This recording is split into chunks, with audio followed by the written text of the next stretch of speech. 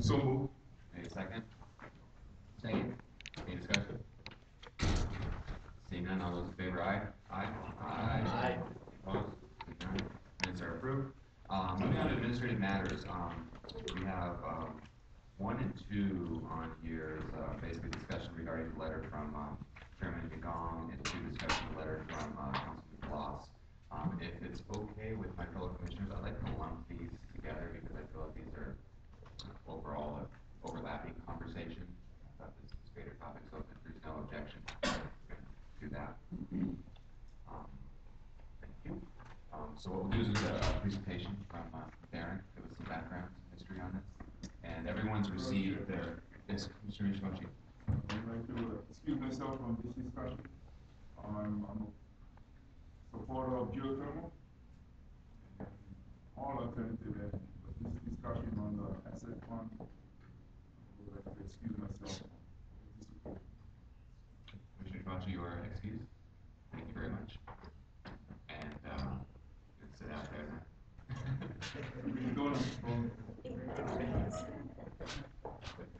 So yes, Darren. And just to make sure everybody, fellow commissioners, have received the chronological background report. Yes. Okay. Darren. Thank you, Mr. Chairman. If I may direct your attention to the screen.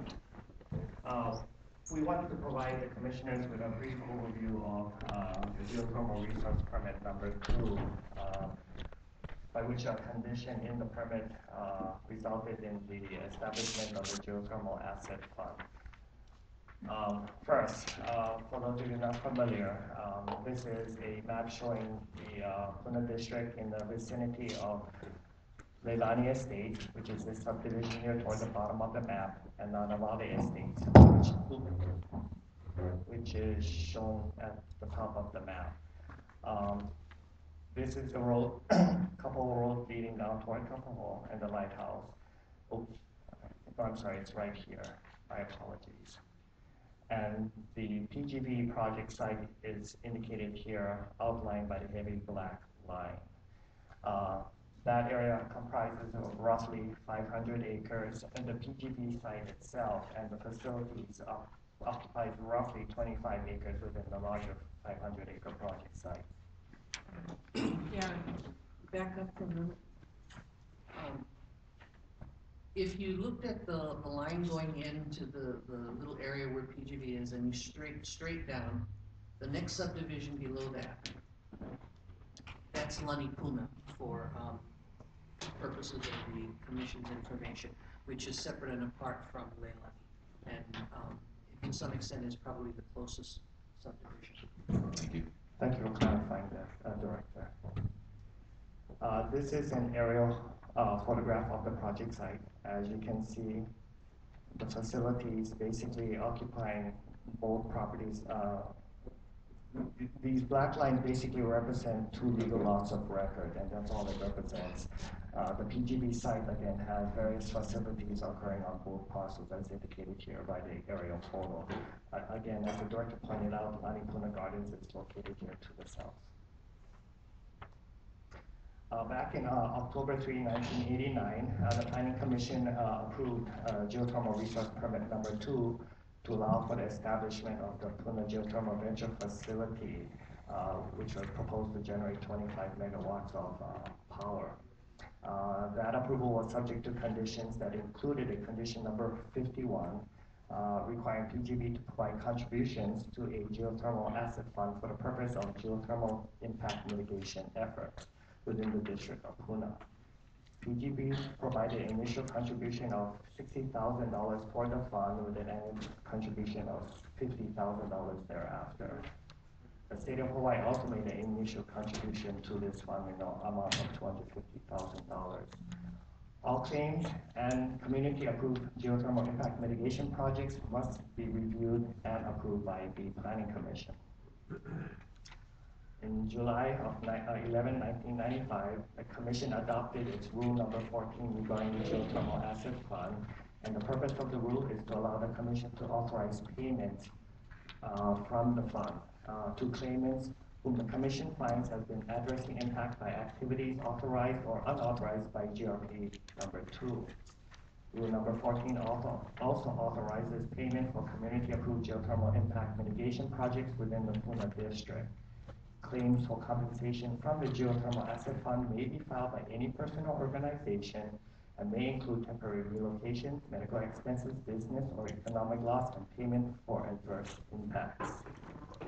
In July 18, 1995, the director approved a 5 megawatt increase in production for power at the PGV power plant for a total of 30 megawatts of power.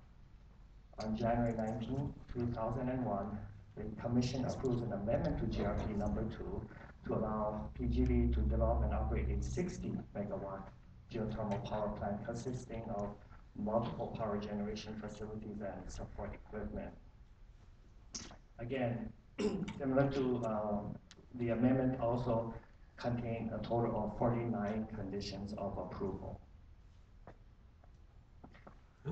In April of 2010, with the establishment of the separate Windward and Leeward Planning Commissions, in 2009, the rules of practice and procedure was amended in April of 2010.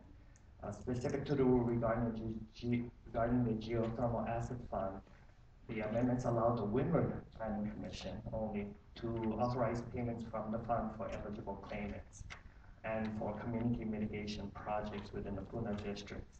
With the adoption of your comprehensive rules, the rule was renumbered from Commission Rule number 14 to Rule number 12 regarding the Geothermal Asset Fund. And as of this month, the Asset Fund currently maintains a balance of just over $2 million. As the chairman mentioned, you have two letters before you. One letter from Council Chairman Dominic Yagong and the other from Councilman Fred Blas. As the chairman also indicated to you, we delivered to the commission a letter dated October 3, 2012 that provided a slightly more detailed chronology that I just recently presented, as well as a brief discussion regarding the two letters from the councilman. Regarding Councilman Yagong's letter, it requests guidance on how to utilize the fund to fund a study that was proposed through the Puna Pono Alliance.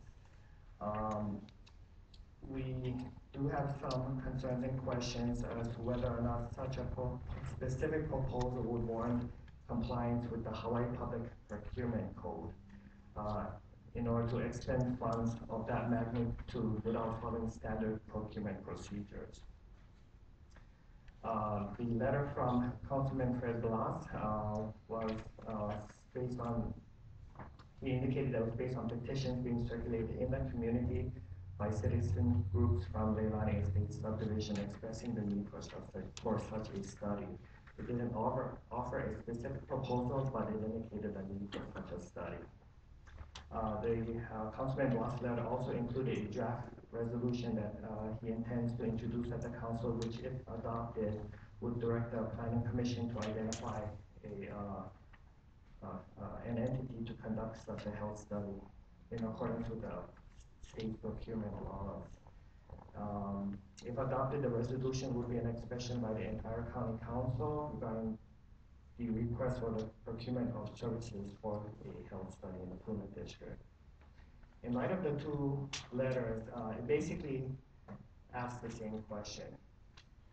What is the process in order for a health study to be funded by the Geothermal Asset Fund? So with that said, the director is recommending that the Planning Commission, after discussion and deliberation on the two letters, direct her to investigate and assist in defining a clear process by which the protocols, methodologies, and guidelines are developed for conducting a health study within the Puna district. So with that, I stand ready to answer any questions that you may have. Any questions from staff?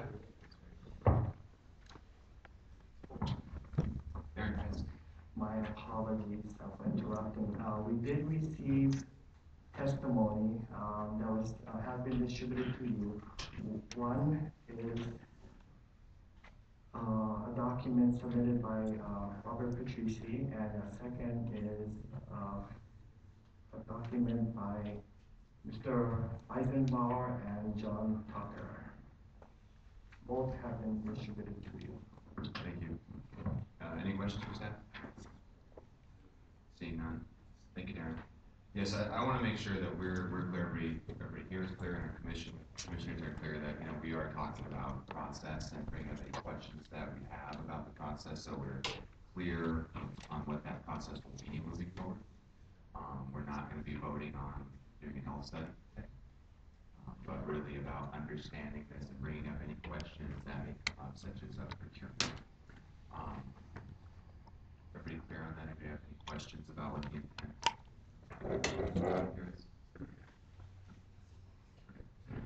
So public testimony is limited to 3 minutes. What I would like to do is not part of the public testimony part, but continuing on just getting some more information. I think it'd behoove us to have a representative from Punapono Alliance speak for a little bit, as well as Councilmember Blas, to give us greater understanding of the intent of those letters and maybe ask any questions so we can further clarify. Okay.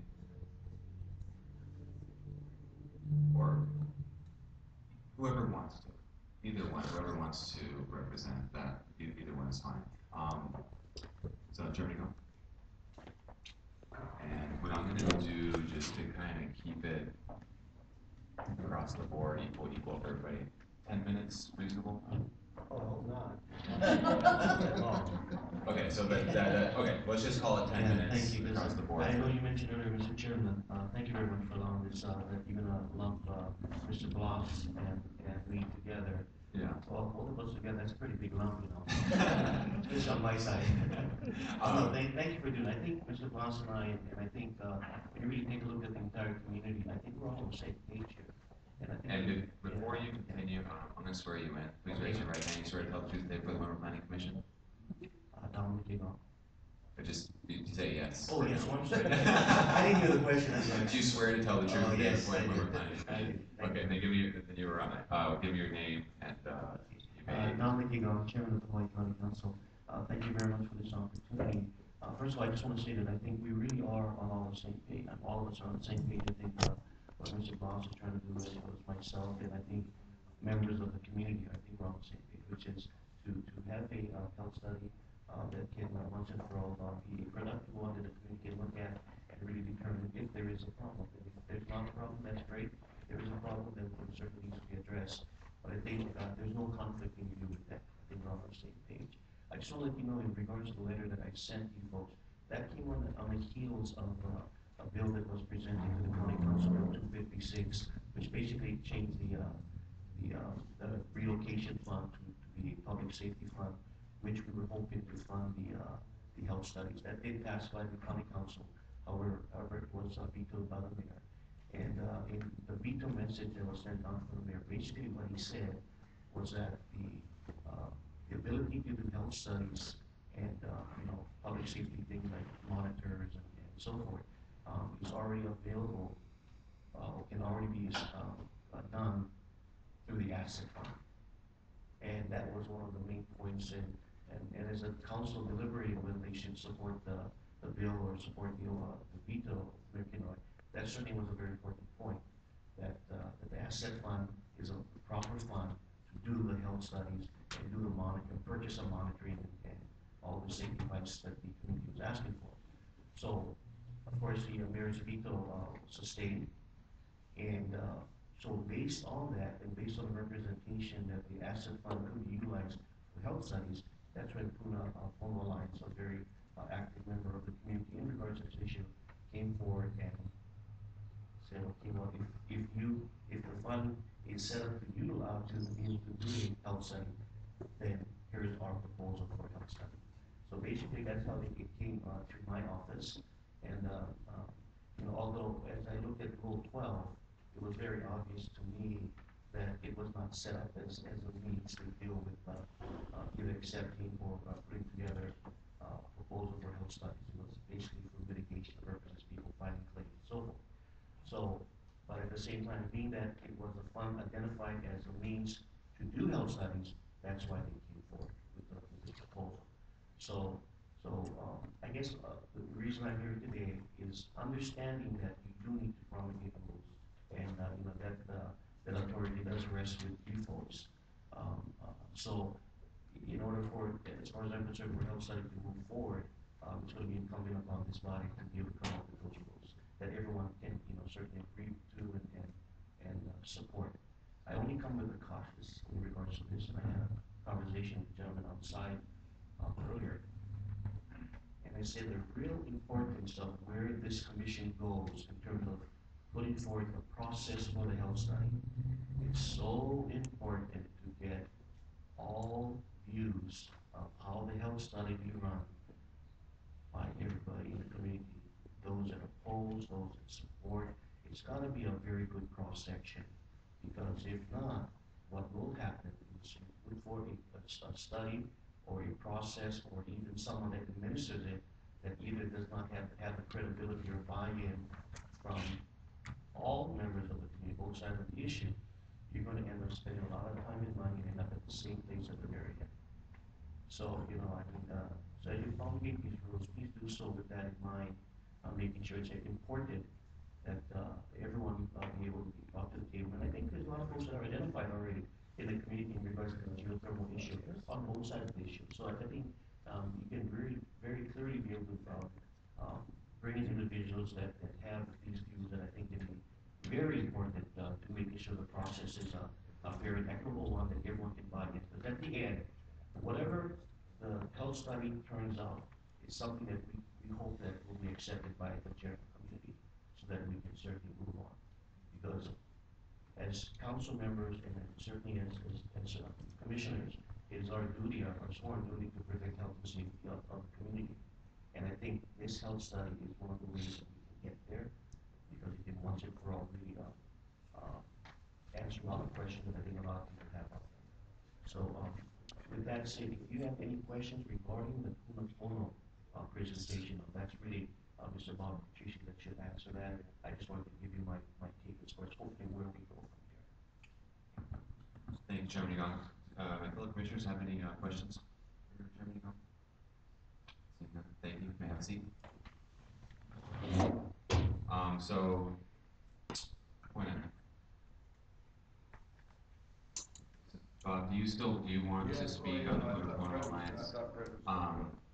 You want to let Fred? Well, no, since your guys are same letter, let's move with that. So you got 10 minutes, and before we begin, please raise your right hand. Use the microphone. Do you swear to tell the truth there for the Windward Planning Commission? Yes. And give me your name and area in which you live. My name is Robert Patrici. I live in Pohiki. Lived near the geothermal power plant since 1981, which was HGPA Original Power. So I'm a founding member of Puno Alliance, and I did submit a letter to some testimony to you guys. Since then, I hadn't seen the planning directors of the presentation from the planning department, so there may be some things that are, have changed slightly. It doesn't seem like there's any rules in place at the time. I think that's why we're here, and so I'll address some of this. We've been working, Puno Alliance has been working on a house study for 6 months or so, quite a while, before Bill 256 came up. And the county council, Dominic Yagong, was, we asked him to do that, and so he brought Bill 256 forward. And so then when that was, during that process, when they killed the bill was vetoed, we were told that that was because there was another process in place, the asset fund, and that was the proper way to do this. So we had the proposal, we had been working on it, and so when they did that, we went ahead and filed the proposal with the asset fund rules at the planning department, and that's how we ended up here, because it turned out there really wasn't a process in place to do that. And so now we're trying to figure out how we're supposed to do that. So, let's see. it's been 30 years this has been going on. We had a Department of Health did a study with the National Health Institute, then we had Dr. Legator come out from Texas University, he did a study, and nothing has been decided. We're still here after 30 years, and so hopefully this time we're gonna do this in a way that's going to really answer this question so we can move on, because it hasn't, this has been going on for a really long time. So it's really important that all sides are satisfied, like has been mentioned by several people. The industry side and the community side, all are gonna need to feel that this study is gonna actually be a real study, and it's not tilted to one side or the other. So I hope that we can accomplish that. I'm just going to go through what I read here, submitted here a little bit, and Mayor Canoy recently said the county will develop a framework for a geothermal house study that's going to be devoid of political agenda, and he's going to rely on Peter Adler to help the county develop guidelines for such a study. So we think that's a promising statement, although a geothermal house study is already heavy with political issues, obviously. On the one hand, we have the residents near HGPA, PGB have suffered decades, they've suffered toxic effects from geothermal emissions. A study 10 years ago by Dr. Marvin Legator, University of Texas, documented such symptoms. On the one hand, geothermal proponents say geothermal emissions are safe and cause no toxic impacts at low levels. Some of them have even attacked the Legator studies being biased. So assuming the Windward Planning Commission is in tune with Mayor Canoy on how geothermal health issues will be studied pursuant to guidelines developed by the county, and the participation of Dr. Kilborn in such a study is essential from our point of view in the community, and to be considered a partner in developing the guidelines. Only within the recent years have serious medical studies of low-level exposure to hydrogen sulfide been undertaken and published. Dr. Gator is one of the pioneers in that effort, and he's now deceased. Dr. Kilburn, now age 81, was an associate of Dr. Gator and is still working in the realm of community low-level exposure to hydrogen sulfide. He probably has more experience in that field than anyone else. So this has been going on a long time, and everybody agrees that high levels of hydrogen sulfide are a real problem, real health industry. The conflict is low levels, and it's not, nobody is saying that there's no impact from low level exposures. What they've been saying for all these years is we don't know. And now that's starting to change. The EPA, I'll go through this a little more. That's starting to change now because it has finally been studied. One of the reasons is people like Dr. Kilborn have not been able to get funding. The low level studies haven't really been able to get the kind of funding that are necessary to establish that. The issue reaches, and the reason for that is the issue reaches beyond Hawaii including geothermal concerns. H2S is one of the most ambiguous gases in industry, if I pronounce that right. And it is produced by major industry processes all over the world. If the toxicity of chronic exposure to low levels of hydrogen sulfide is established, then those industry sources fear requirements to take remediation measures at great expense. The company line on this issue has been H2S is well known to be highly toxic at high exposures, but is not yet known whether long-term low-level exposure to this gas cause any health effects. For H2S, fearing industries, long-term delay taxes offer the best possible potential profit results.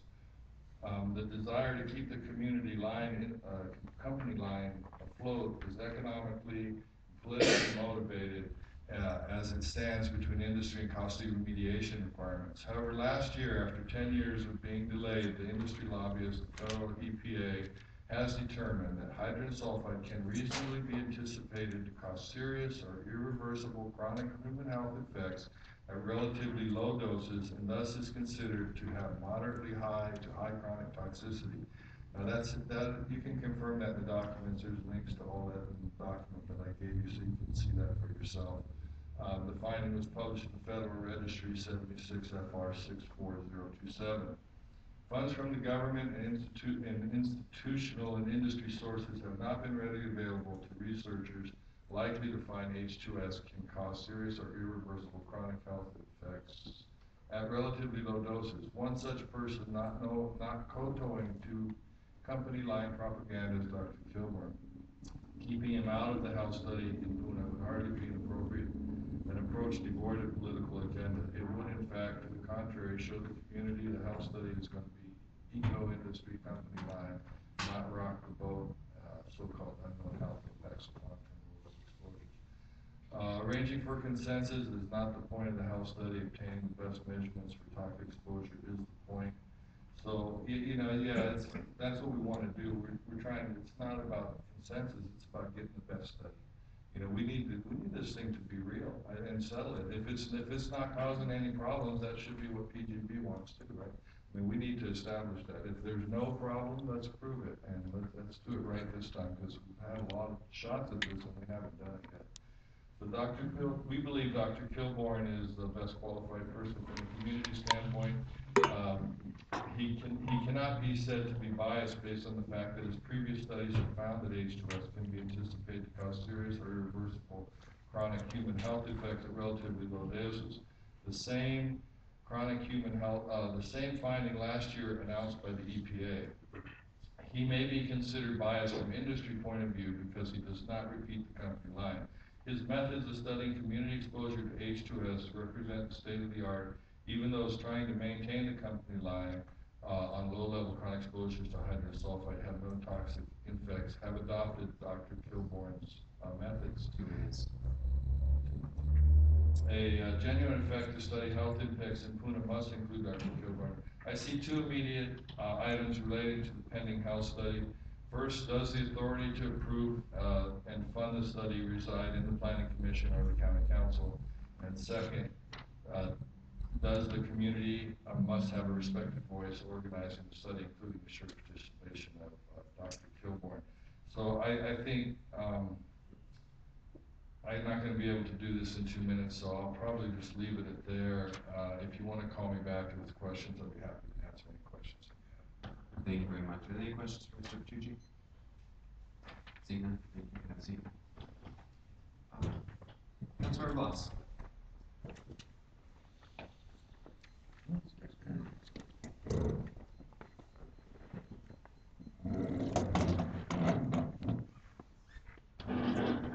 Swear you in. Swear to tell the truth today for the Windward Planning Commission. Right. And give me your name. then you may begin. Fred Blas, Councilman for Puna, Very good. District 4. Right now. I really don't want to waste your time. Please use the microphone. Oh, I really don't want to waste all your time this morning. I'm here today to ask that the Planning Commission develop rules to use geothermal asset funds to fund a comprehensive health and study in Puna. We need to know if there's any problems with the geothermal out there. We have, complaints about it, but there's nothing to prove, so I don't want to go any further. That's all I'm asking is you guys could set up the plan and let's get going so we can get this thing taken care of. Thank you. Thank you. Any questions for Councilman Blas? Seeing none. Thank you. Have a seat. Commissioner Allen. I would request for PGB to come up. I have a few questions. Is that appropriate? Can PGB come up? Yeah, I think it's relevant to the process. Let's keep on the point of process.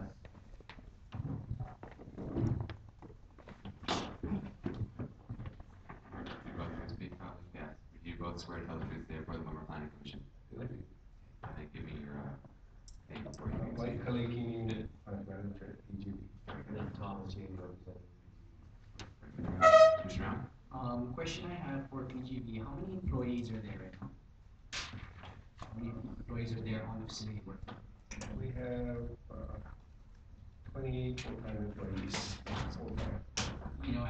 As an employer, you guys must have a process for your employees. You guys must have health studies. You guys must do things and because you guys are concerned for your employees.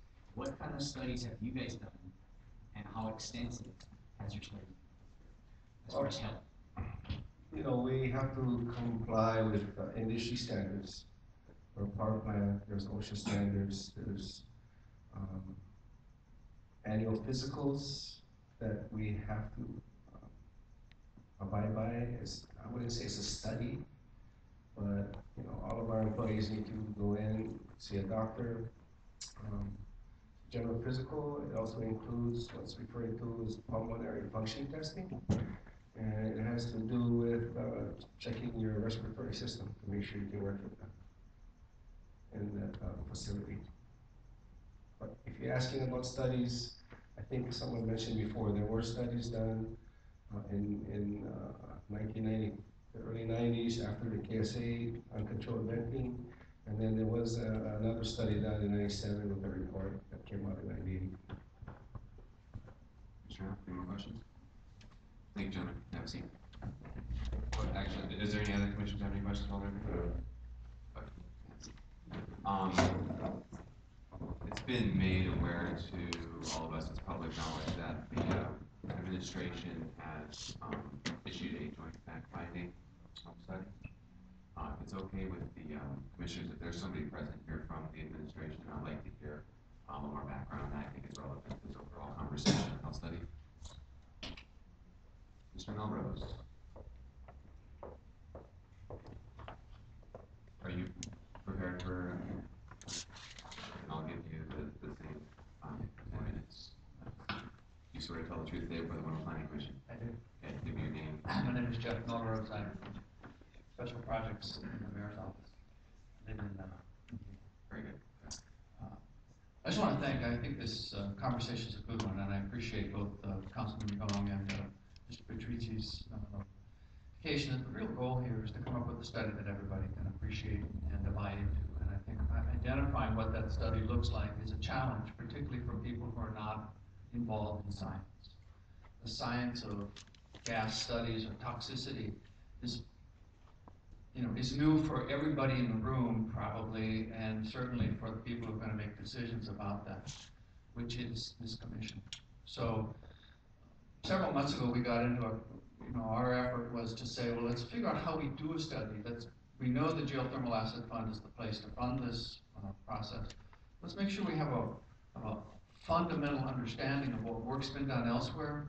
What do we not want to repeat necessarily, but what can we do in this circumstance that would address the issue? And I don't want to say once and for all, because I don't know that there's any of this ends up in a once and for all circumstance, but I think that it puts together a solid study that says, that helps us to get focus on health issues as they are or aren't related to the geothermal activities in Pune. So we've contracted with an independent third party whose profession is to develop joint fact-finding. This is a process, it's a way of looking at complex science issues and building policy based on a common understanding of the science first. So often in these kinds of issues, one side gets its scientists and another side gets its scientists, and they end up in the middle and they end up fighting, and the only people making money are the scientists and the attorneys in the middle of that process. So we're trying to avoid that process. So we've contracted with Accord 3.0 and Peter Adler. Peter's, for the last 30 years, been doing complex issue management and problem solving on a national scale. And so he will basically, on his own and independently, identify by a series of large scoping interviews a group of people that size is up to him, could be a dozen, could be more, people who represent a cross-section of both the community and of the science that's necessary to be built here.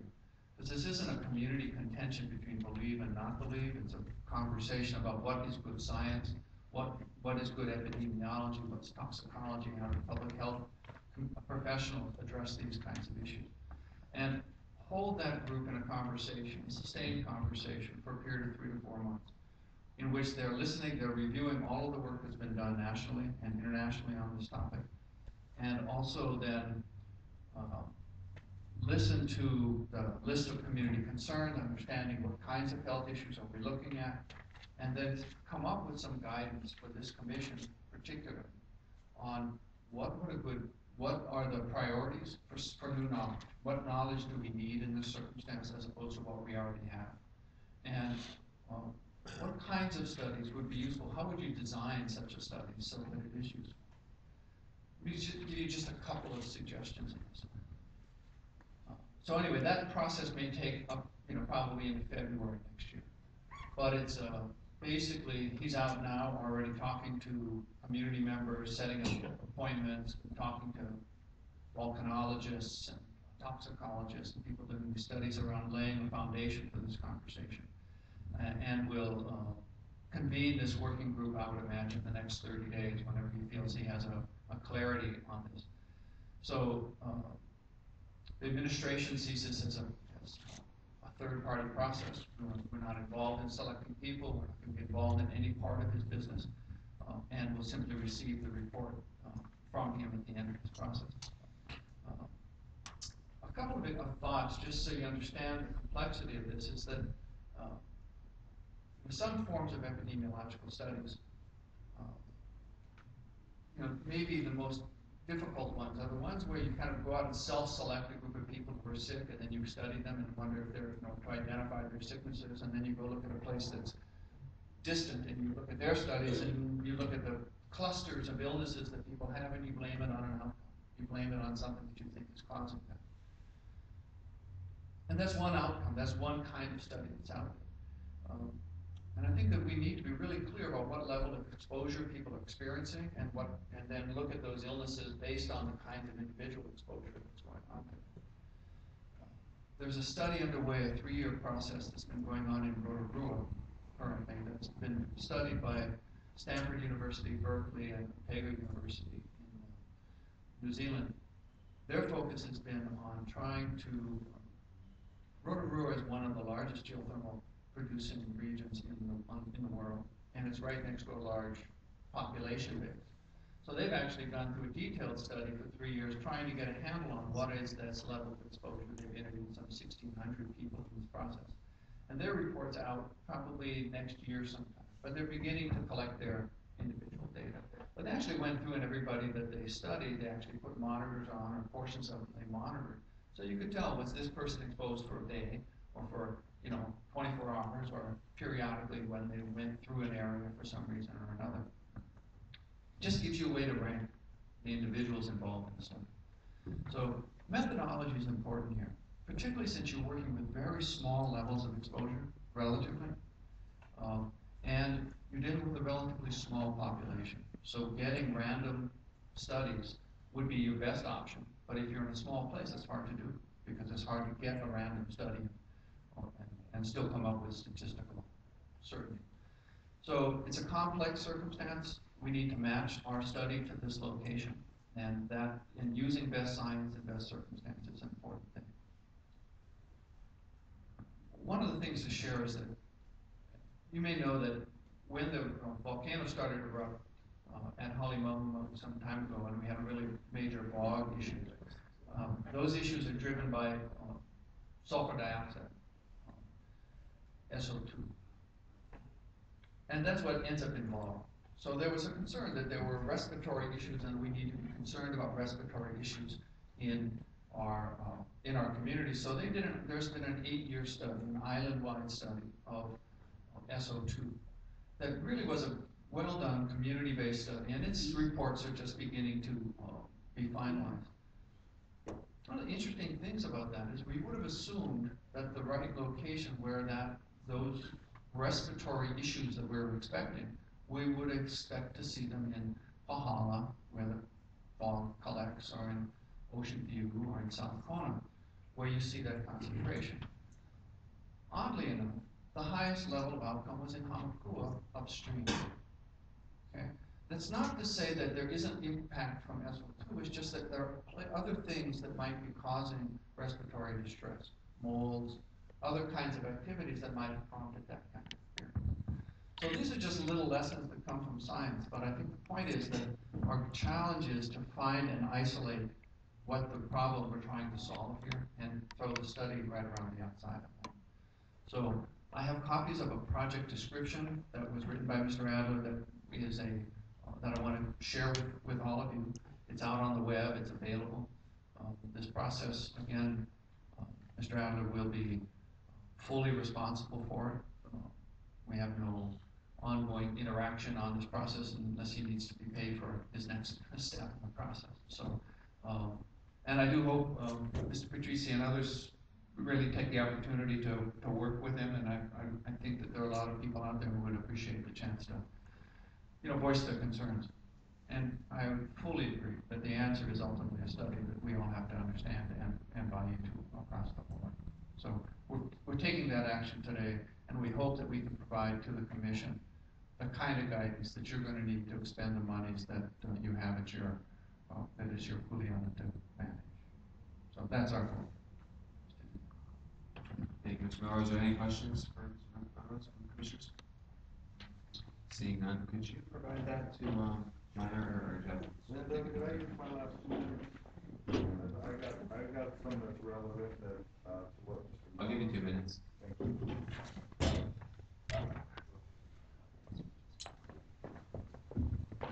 You already sworn in, just give you your name. Robert Patrici. So I wanted to address the monitoring issue because it is important to the study. Without accurate monitoring, we're not going to be able to get this done.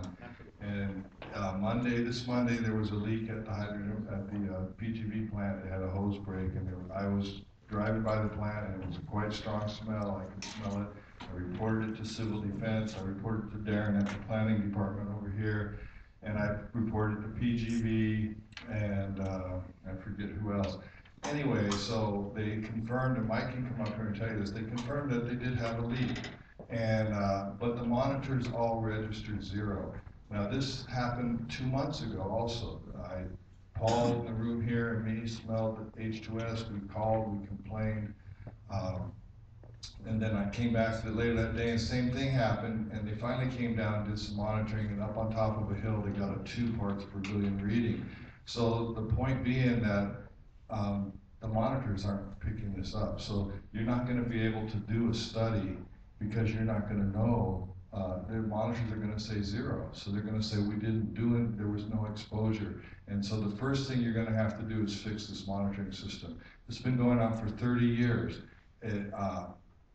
I'll give everybody the benefit of the doubt, but I'll say it's really hard to believe it's accidental that you can set a monitoring system up and not pick up anything. Because if I can smell it, those monitors are supposed to pick it up. So that's a real problem. I just wanted to make sure you guys understand that. Otherwise, we're going to do this whole thing, and we're not going to get anywhere. We're going to have to fix that monitoring. Thank you. Thank you. Any questions from Mr. Tucci on that? Seeing none. Thank you. Have a seat. Sure. Quick. Yeah. You're sworn in. Give your name. I just want to, I don't want to have this get into a back and forth on this or that. And that's fine. It's like, again, we're gonna do this, and then we're gonna move forward on testimony and process. Mr. Clark, you can go for it. Thank you, Chairman. I just wanted to also confirm that PGB is committed to doing this health study. Fully committed. We will participate in any manner to help out the whole process, and we agree with getting folks from all sides of the issue. And I wanted to just add to what Commissioner Hall asked. So I've been employed at PGB for going on 22 years, almost 23. And regarding the requirement to be physically fit to work there, I just wanted to say that in all the years that I've been there, there's not been one employee that has been denied employment because H2S or noise effects. Just like to state that. Thank you. Thank you. Any questions? Thank you. Okay, what we're gonna do is move through, do our public testimony, and then we'll get into greater dialogue on the process. And I'm gonna call 3 people up at a time. There are 6 people. If anybody else in here would like to testify and has not signed up to testify, over at the table there, please see Sharon or Sarah to testify. So Martin Blackwell, Robert Tucci, Paul, Kendall. Mr. Junior, you're gonna not testify. Do you feel that If you want me to skip it, I will. It's up to you. Well, it's up to you. As the way I see it right now, what you have done is as a representative of Punapono Alliance. If you want to make testimony as a member of the public, you can have 3 minutes. Come on up. Get you, gentlemen, Mr. Petrucci, you don't need to, because you're already sworn in, but gentlemen, please raise your right hand. You swear to tell the truth today for the Windward Planning Commission? Yes, I do. Very good. We'll start with, Mr. Blackwell, and before you begin, you have 3 minutes. Give me your, name and area in which you live, and then you may begin. Aloha, my name is Martin Blackwell. I live in the Kapolei area. My name is Martin Blackwell, owner of Optimum Stress Management and Optimum Resource Management. Mahalo for my opportunity to offer my support to my ohana. Whoever optimizes the connection between human resources and natural resources optimizes the health and sustainability of themselves and their ohana. In order to have optimum resource management, we would have to be an expert at optimizing the awareness stress response. We would have to understand that our stress response's whole job is to manage the environmental resources that surround us 24/7 that may be a threat or an asset at any given moment. How many of our leaders or large resource developers actually have this deep awareness of the stress response and how it affects every decision that a human makes? Our stress response is responsible for having enough discomfort to trigger the awareness of a potential threat in an ever-changing environment. Because of change, the unchanging truth that is always present, we have a continuously changing emotional sensory baseline to track it. We are all easily blinded by our quest for total comfort and at risk of overreacting to discomfort, making potentially terrible long-term decisions not in the best interest of the community while focusing on short-term or selfish comfort. I came here to offer myself as a resource and to create unity, but I must be willing to risk alienating others because of triggering that very discomfort. By being willing to require everyone to look in the mirror at their own motives and stress response related to their position on this issue or any issue. Those of you who are concerned about geothermal and having your families displaced, are you willing to be displaced on behalf of the common good if it turns out that after a thorough, in-depth cost-benefit analysis, geothermal is ultimately a good risk overall? Or will you just react defensively to your stress response to avoid the stress of change and giving up living where you love to live so far? Those of you who are pro-geothermal and get some kind of financial benefit from it for you and or your families, either directly or indirectly, as it makes you money or allies or makes you look good like you're supposedly helping the community by creating jobs, etc., are you willing to abandon it if it's not a good risk and feel the discomfort of those losses and potentially have your career or financial well-being challenged and changed? If we do not say yes, we are not part of the solution. We are part of the problem. We are behaving without awareness and at risk of acting like self-serving comfort addicts, merely acting as the blind leading the blind, like a moth into the light.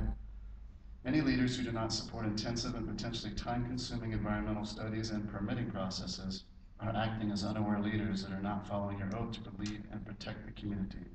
When dealing with a form of energy that is so potentially powerful by its very nature of involving fragile geological processes and highly explosive gases and chemical runoff, any investor or protector should be willing to go to any expense to protect reckless, unaware devastation of the earth and the ohana. Until we have a deep awareness of our own awareness stress response and can easily describe all the benefits and risks involved in comfort and discomfort, we're an unaware leader or developer that needs to. Mr. Blackwell, sorry, that's 3 minutes is up. I have to cut you off. Everybody else is exactly the same. Deep mahalo and gratitude. United we stand, divided we fall. Thank you. Any questions for the testifier? Question. Yes, Mr. Gonzalez. Mr. Blackwell, how long have you lived in Puna? I've been there 7 years. Thank you. Any other questions? Seeing none, thank you. Mr. Petrucci, you got 3 minutes. Just FYI, I'm gonna hold this up and you got. Okay, I don't think it's gonna take 3 minutes, and I really appreciate it. Anybody else who's gonna testify at 3 minutes, I will cut you off. No offense. So 2 things in the document. Give me your name. Oh, I'm sorry, Robert Petrucci. In the document I submitted, there's a link to research done by and articles done by Dr. Kilburn. There's 208 results there. I just wanted to make sure you guys are aware of that so you can see the credentials that Dr. Kilburn has. And the one other thing is that, you know, when they talk about workers, healthy workers at the plant, the OSHA standards, it's quite different than what we have in the community. We have very high asthma rates in the community already. So we have babies, elderly, people that are sick. So what affects a healthy worker is quite different than what might affect somebody that has a respiratory problem. So, you know, it's quite different thing. I do believe there were actually some workers from PGB that we're aware of that were infected by H2S and that have been paid settlements from PGB. So if that comes up later, then we can probably produce that information. But that's all I have to say. Thank you. Any questions for Mr. Petrucci? Seeing none, thank you. Mr. Kuykendall, is it Kuykendall, is that right? Yes, I can know, thanks. Okay, very good. So give me your name and area in which you live, and you may begin, and we can all hold our place together. My name is Paul Kuykendall. I live on Owiki Road, about a mile from the PGD plant. I appreciate the commission, and you have an important job here, because if you make a decision regarding the health study that results in a health study that all sides can look at and say, you know, this is data we can use, it could be an opportunity for healing for the entire community. And that is my deepest hope, that whatever the outcome, whatever the data that comes out, we can have some healing. And part of that healing is going to be, since you're focusing on process today, I want to talk about process. We asked for some help in getting the health study. We made the request to the commission. After that, the mayor came up with this process of his. And what I'm noticing is his office paid Peter Adler to start this study group. I'm not sure, but it seems to me that Peter Adler is going to decide who's going to be on the study. And then the study group is going to come out with some recommendations to the Planning Commission. So already, before the process has begun, it seems like the community has been pushed to the side, because no health study was proposed until Puna Alliance came forward and asked for a health study. So all I can say right now, I'm concerned, and I'm still holding to that hope that you're going to be an impartial judge and find a health study, whatever form it takes, that can be a form of healing for our community.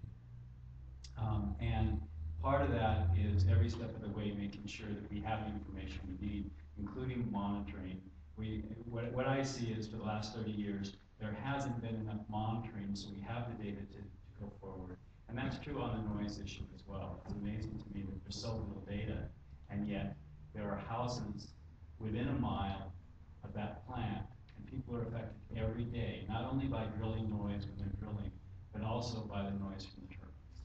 So thank you for your consideration, and I appreciate you have a difficult job here, and I wish you well in doing it well. Thank you. Any questions for the testifier? Mr. Gonzalez? Same question, Mr. Kuykendall. How long have you lived in Owiki? I lived in Owiki. I moved onto my property about a year and a half, 2 years ago. Where were you before that? Were you somewhere else? I was in Wawa and Puna. Very good, thank you. Thank you. Let's see. Okay, calling up Suzanne Walkley. I apologize if I messed up your name. Thomas Travis and Petra Weisenbauer.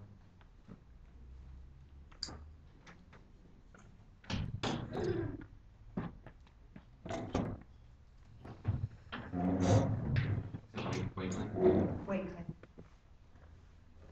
Okay, just all three of you raise your right hand. You swear to tell the truth today before the Windward Planning Commission. I do. Very good. So before you begin, I need your name and area in which you live, and then your 3 minutes will begin. Sorry, Mr. Chairman. Yes. Would it be okay if you guys just tell me how long you've lived there, so I don't have to ask everybody individually? Give us your name, area in which you live, and how long you've lived there, and then I'll start your timing. And we'll start with Ms. Wakeman. Aloha. My name is Suzanne Wakeland. I'm resident of Powiki, and I've lived there around a year and a half.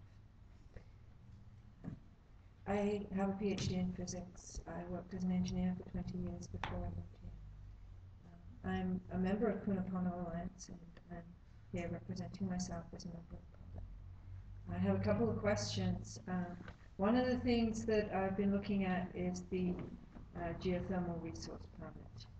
And in the letter for the GRP2 amendment, there's some statements about the asset fund. And I have a question about that, so I'll just read a line here. The fund is a major opportunity, and the planning department plans to hold further discussions with the affected community about its use. Now, this was written in 2001, and I'm wondering if there have been any meetings discussing this with the community? You Or is can this the pose first that one? question and we could potentially answer it afterwards, but it's Okay. not really a back and forth at this Okay. point. So also in that GRP, it speaks about protection of noise by berms that could potentially be paid for by the asset fund. So there's some lines in that permit that say that the asset fund could be used to mitigate noise. Now we know that noise is an issue that's been coming up a lot in the community. I'm concerned because obviously if somebody recommends that they make some berms, which may or may not change the noise issue, then the money in the asset fund could be used for that, and then it's not available for other things. So that also brings me to a question that I have around other projects, because clearly health study is important here.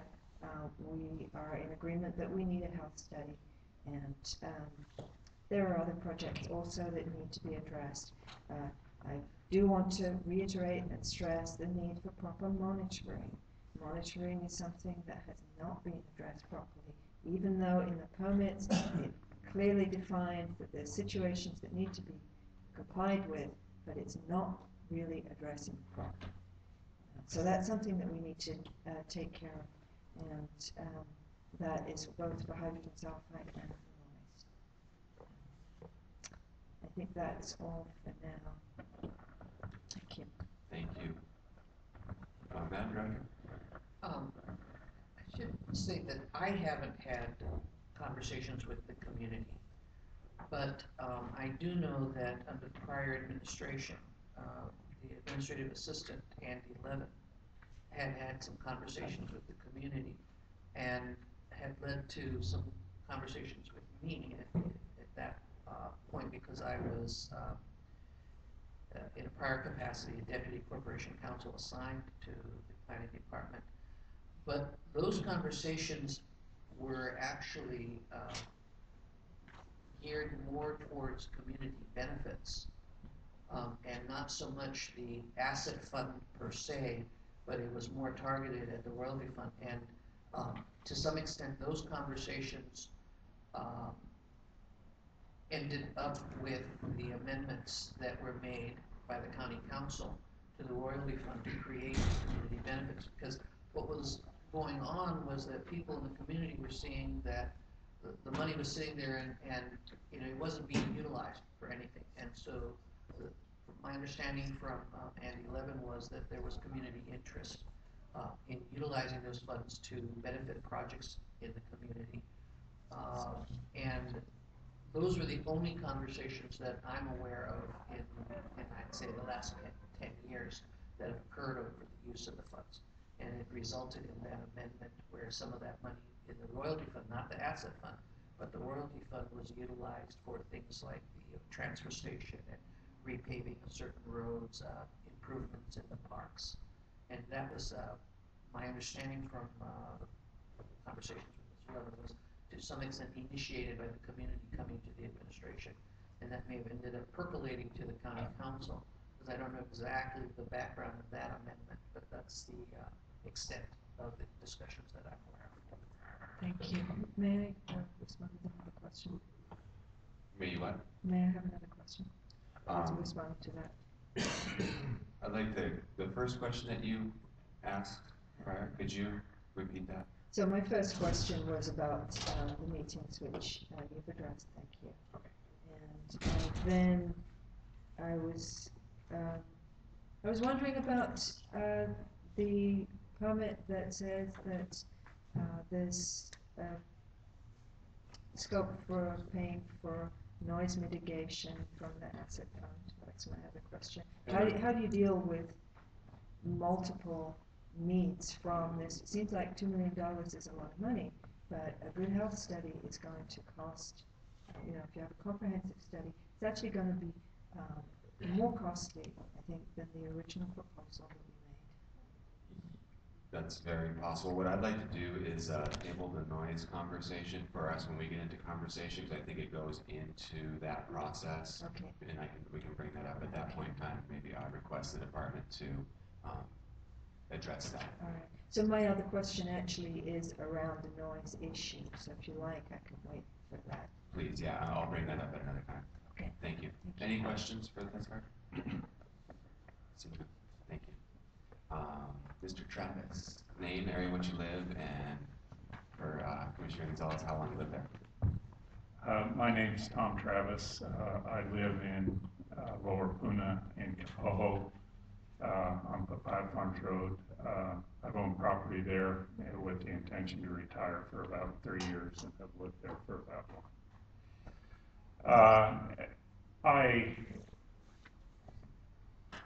think I understand that the question that has been asked of the Planning Commission is by what process may the county council authorize a health study? I think that's the question that was asked by the agenda item.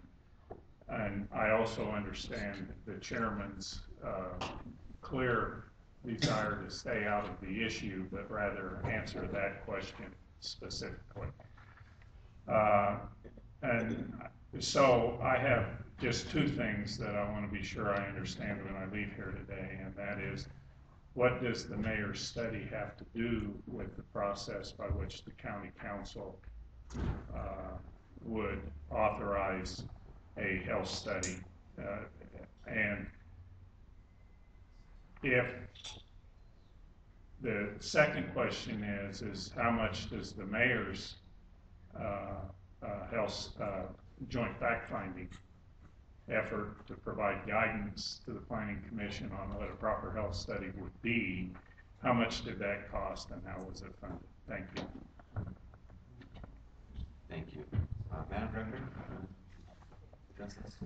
The request is actually not so much how the county council authorizes a study, but it's directed to the planning commission as to how the asset fund can be utilized. And so that is being looked at. As to Mr. Adler's study, to some extent I was involved in conversations before that contract was signed, and the concerns that I had over going down the road is I have possibly because of my legal background, I had concerns over procurement. And in order to procure a study, you kind of have to know what it is you're procuring. In other words, you don't necessarily hire somebody and say, oh, go and study this issue without knowing what it is you're hiring them to do.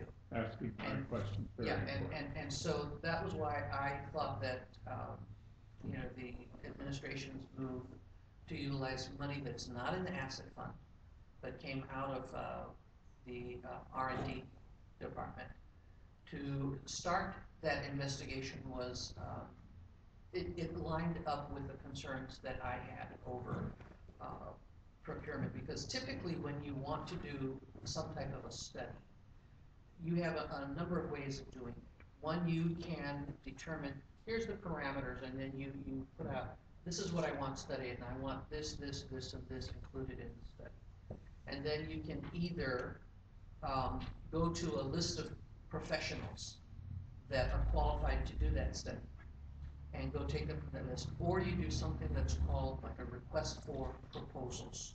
And in a request for proposals, you outline what it is you want the study to cover. And it could be things like other circumstances, like let's say we're going to design a transfer station. And you tell people the size of the transfer station, what components you want in the transfer station. And then you ask people to respond to that proposal and tell you what you would do. Or sometime back when we were looking at waste to energy, you also do a request for proposal and you say, hey, this is what we want you to do, this is how many tons we're going to process, and we want electricity to be an output, so give us your proposal on what you could build and how it would fit what we're looking for. But you have a request for proposal that outlines all the things that you want, and then people submit a proposal saying, I can do this, this, and this, and here's the team that I would put together to do it, and here's the credentials of the team. that what we needed to know is what you're gonna study and, what kind of set of things you have to include in that study before you can determine who you're gonna hire. And so, I liked the idea of kickstarting that process, because obviously, in order for us to use the asset fund, it would have taken much longer to go and hire somebody like Dr. Adler to go and do that. It's my understanding, and one of the things that I like is that Dr. Adler is contacting people on both sides of the issue. When I talked to Mr. Patrici today, he said he got a phone call from Dr. Adler. So I'm very happy that, I'm staying away from that process, but I'm happy to hear from Mr. Patrici that Dr. Adler is doing what I had hoped he would do, which was to get a cross-section of the community and particularly to pay attention to those people who have had specific concerns about potential health impacts of PGV, because ultimately, I don't want the commission, the county, the council to go down a road where we hire somebody to do a study, and then the study comes in and it gets attacked by other, members of the community. I would like to go into a process where we've got some buy-in from both people who are opposed to geothermal, people who are supportive of geothermal, people who think that there are health impacts, people who don't think that there are health impacts, so we can come to some type of agreement on what a study should look like. And that's what we should, because otherwise, we're just throwing money away. If we come up with hiring somebody and people aren't going to agree on the methodology, or people aren't going to support, do I expect 100% support for anything, or 100% agreement on something that comes out? No. What I'd like to have is broad consensus on what we do. And obviously, I don't ultimately make the decision. I'm just going to end up making a recommendation, which is how normally everything that is on an agenda comes up before the commissions. I make a recommendation. Sometimes they listen to my recommendation, sometimes they don't. And that's because you get an independent group of people and they do their homework. And I know from my past experience with the commission that everything that's submitted to them, they read and they pay attention to it. So I know that, the stuff that Mr. Patrici has given them, that they will go and take a look at that. And they will be well informed before they have to make a decision. I think right now we're basically talking about process and how do you set up study and how do you, what do you do and what does it have to include. And today, I don't have that answer. I'm hoping that what we get from Dr. Adler is a recommendation that does have community buy-in and that would come up with a proposal that both the commission as well as the community could approve of. Madam Director. Any questions for Mr. Travis? Ms. Weisenbach, name, area in which you live, how long you live there? Good morning, Commission. My name is Petra Wiesenbauer. I live in Leilani Estates, and I have lived there for the last 14 years. I'm a member of the Puna Neighborhood Group, and that group was formed in the wake of the legislation of Bill 256. We're a group that actually opposed the bill, and our main content or discontent with the bill was the creation of the 1 mile buffer zone before any scientific study was done that could prove that this step was necessary. And so as a group, our intention is to help provide factual information, engage the people in discussion, and constructively move forward. The forward movement is what we really focus on. There is for us no sense in staying stuck in the past and what had happened 20-some years ago. There is for us very much misinformation and also myths out there.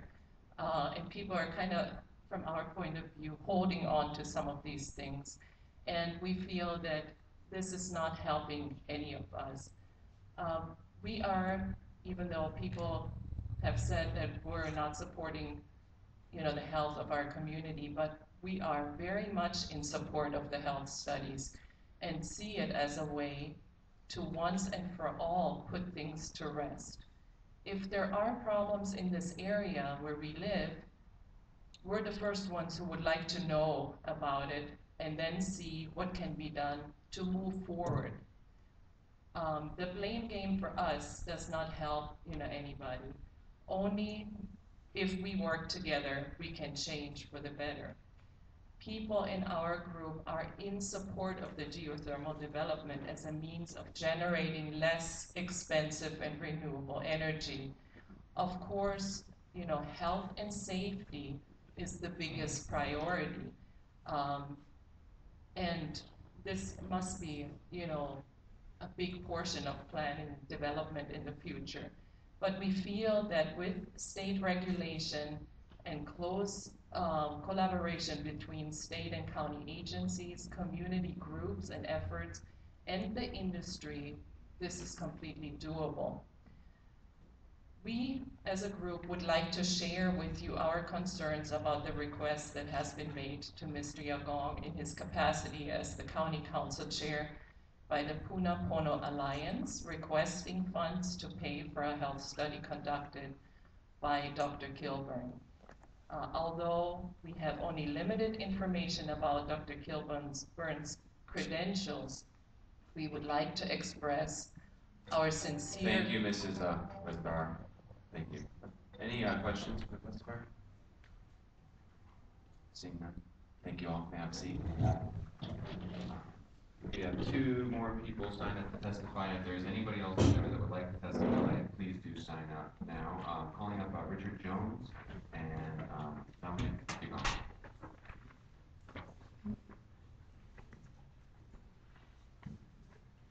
Good morning. Good morning. Dominic's been sworn in. Mr. Jones, please raise your right hand. You swear to tell the truth today for the Public Planning Commission? Okay. So you're gonna have 3 minutes. Give me your name, area in which you live, and how long you've lived there, per the request of Commissioner Gonzalez. And then you have your 3 minutes to begin. Sure. My name is Richard Jones. I live about, maybe 2,500 feet from the plant. I've been living there for 30 years. What else do I know? That's it? That's it. Your 3 minutes begins. Okay. Yeah, I just want to say, basically, I'm not real happy with the whole thing, but as far as this health issue and noise and all that stuff, I'd just like to say that one thing that really ORMAT or PBG, whatever they call themselves now, they really don't care about the people around here. They're only here for the money. And the cheaper they can produce it, they don't care about the people's health. They don't care about noise, any impacts. It's all about the money. That's the bottom line. They can give you all their stories about how expensive it's going to cost them to do things. But really, the bottom line, they don't care about the people that live around there at all. That's really about all I got to say. Thank you. Thank you, Mr. Jones. Are there any questions for a testifier? Seeing none, thank you. You may have a seat or hang on until we're done. I'm going to call up Luana Jones. And your name, where you live, how long you live there. Give me your name and your name. Dominic Yagong, live in Honolulu. Where will you live? Yes. Okay, your 3 minutes. For many years, thank you. Begins now. I'm just listening to the discussion, and it sounds to me that with this working group headed by Mr. Adler, it sounds to me that the process is, and by the way, he did contact me, emailed me, he wanted to speak with me as well, so he has done that. But it sounds to me like the process is he's going to do his due diligence and determine who he speaks to and so forth.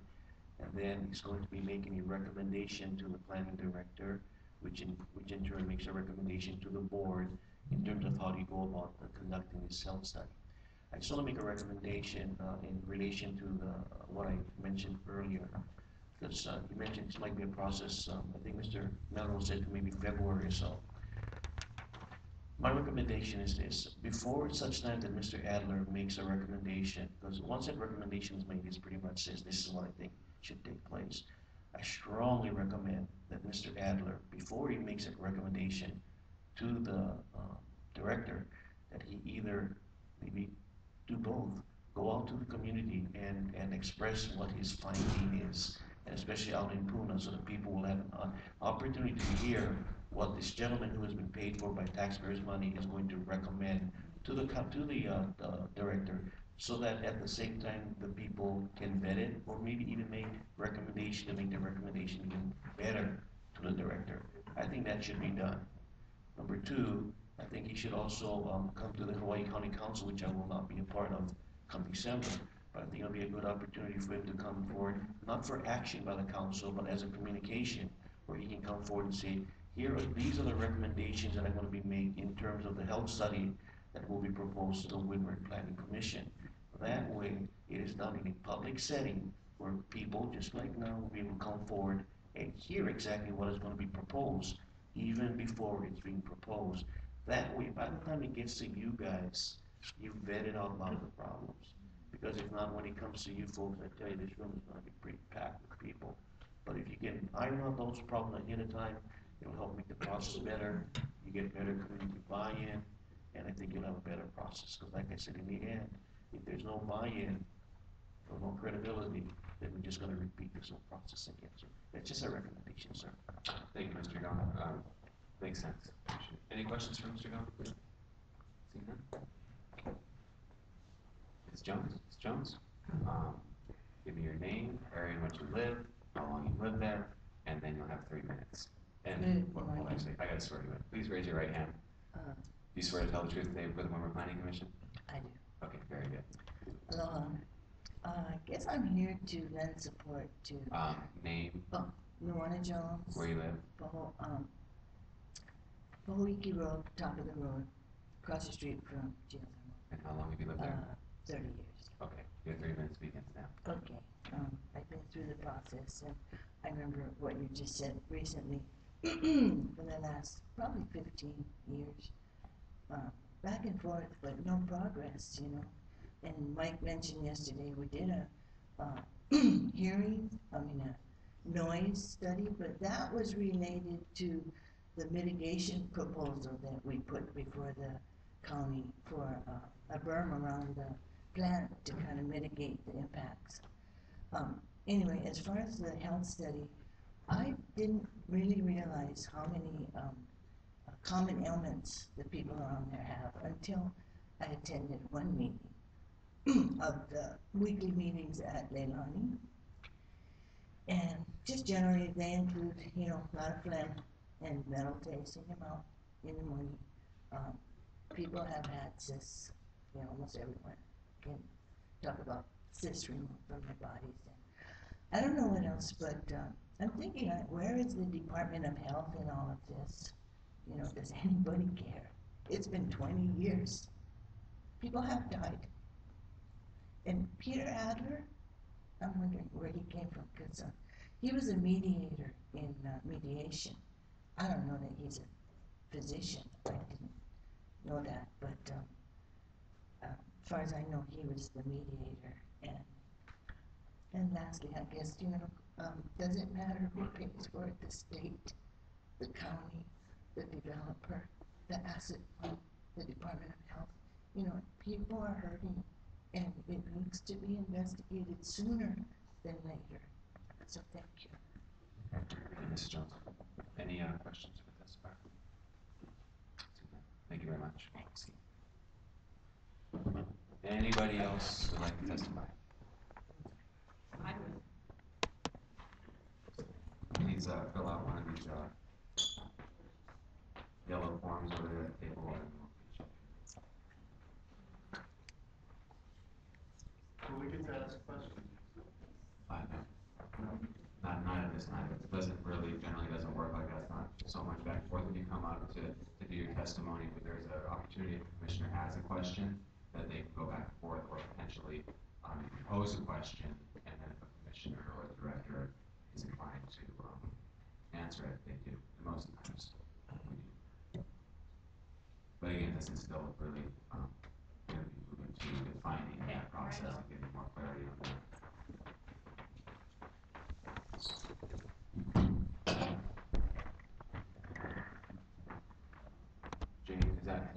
Hedke, Hedke? Hedke. Okay, Yes. very good. Please raise your right hand. Do you swear to tell the truth today before the Windward Planning I Commission? do. Okay, so what I'll need is your name, area in which you live, how long you've lived there. Jane Hedke. I've lived in Kapoho, Old Railroad, Halekamahina, for 30 years. And your 3 minutes will begin right now. Okay. When I looked at what health studies have been done, I was a mediation participant. I went through the whole thing with Peter Adler. Would not recommend him at all. Also, I have a lot, but I can only go into the short thing. I believe that the rules that you're using to take money out of this fund don't exist. I believe the rules that planning director was allowed to promulgate to take money out of this fund possibly didn't follow Chapter 91 procedures. The other thing I want to say, I have a list of the studies that were done. That's all. That's it. For our area, nothing site-specific. Lawrence Livermore Laboratory. We had Puna Community Survey in 1983. We had a 72 environmental assessment unsigned. We had Puna Community Survey by SMS. Dr. Jeanette Sherman testified for the hydrogen sulfide standard. So there's been very little site-specific health studies done in this area. Bruce Anderson came out with one. It has a picture of the geothermal venting on the front. He didn't find any impact. That was 1982. There's no site-specific health studies. I've looked at them all. That's it. We have to have something current, something done correctly, and I think the community has a right to have what doctor they want as well as you choosing the doctor. And I think that Mr. Billy Kanoy doesn't understand. He's told, oh, well, there's been health studies done. That's why I'm showing you there hasn't. So we really need to have it. And people are saying, oh, it's something else, it's something else. It isn't something else. This is 30 years of this. I don't live close enough to be impacted by it, but I got involved because I live near a scientific observation hole, a half a mile away from me, a potential site. Since they have now declared the whole state a subzone, who's going to be able to make any plans for their future? This is not a clean technology, folks. I went on a junket to California. It is nothing like here, nothing. Our resource is dirty, hot, corrosive. It's brand new lava, nothing like anywhere in the world. And I want you to consider that. Look at the record, it is huge. And I have a lot of it, and I'm assembling the record right now for the last 30 years to see what the heck is going on here. What the heck is going on here? Why are you folks, not you in particular, the government, they've had 4 different changes for that asset fund. The names have changed 4 or 5 times in the last, when I mediated that, that was only for relocation, temporary and permanent. Look what happened. It got changed by administration. Thank you, Mrs. Hedke. And I'm done. Thank you. Any questions for Ms. Hedke? Seeing none. Thank you. Anybody else like to testify? Table. Fill out the yellow form, and then you'll get 3 minutes. And if there's any, this will be the last call. Ding, ding, ding. Anybody else who'd like to testify, please fill out the yellow form over here on the table, and we'll get you up here.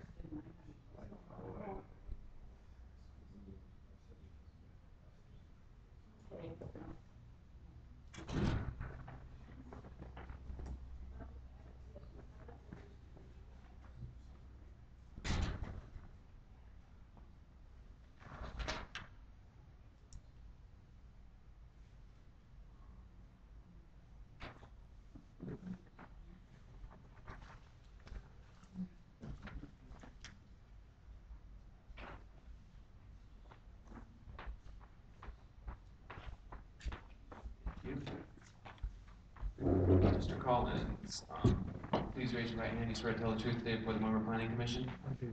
Okay, then please use the microphone. Give me your name, area in which you live, and how long you've lived there. Charles Collins. I live in, my family's home is in Nanavali, and about 30 years. Okay, your 3 minutes begins now. I did substitute teaching here on Big Island for a couple of decades, and recently some of the kids have brought this material that we've identified on the periodic table as OZ, and the source of it is supposedly come from the geothermal, and OZ, it's kind of unique stuff, like moisture from the atmosphere forms on it and things like that, but it's a hazardous material. Actually, chemists will tell you you're supposed to have a vapor hood and protective gloves and things like that. And so that's just hearsay, and I don't know where it came from, but I've just been advising the kids to tell their friends, yeah, it's interesting stuff and everything, but don't handle it. And the vapors are really bad. And then the other thing is scrubbers. Like a problem with geothermal is my understanding is the H2S emissions, hydrogen sulfide, which is deadly poison to human beings. But H2S also comes out of the volcano. However, like in the oil fields in California, they put scrubbers on the vent, and there are